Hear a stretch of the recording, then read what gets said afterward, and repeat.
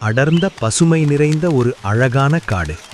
சூரியன் மெதுவாக மரங்களுக்கு நடுவே ஊடுருவி மண்ணில் பொன்னிற ஒளியை பரப்பிக் கொண்டிருந்தான்.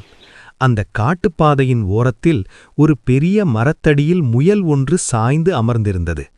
அந்த முயலின் பெயர் மின்னல்.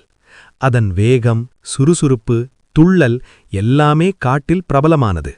நான் ஓடினா காற்றுக்கே போட்டி என்று பெருமையாக பேசுவது மின்னலின் பழக்கம். அதே பாதையில் மிக மெதுவாக நடந்து கொண்டிருந்தது ஒரு ஆமை. அவனின் பெயர் நிதான்.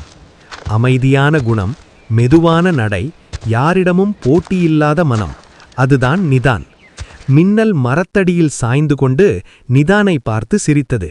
ஏ நிதான், இன்னும் அதே இடத்தில்தான் இருக்கியா? நான் தூங்கி எழுந்தாலும் நீ அங்கேயே இருப்பே போல என்று கிண்டல் செய்தது. நிதான் சிரித்தபடியே சொன்னான், வேகம் எல்லாமே இல்லை மின்னல்.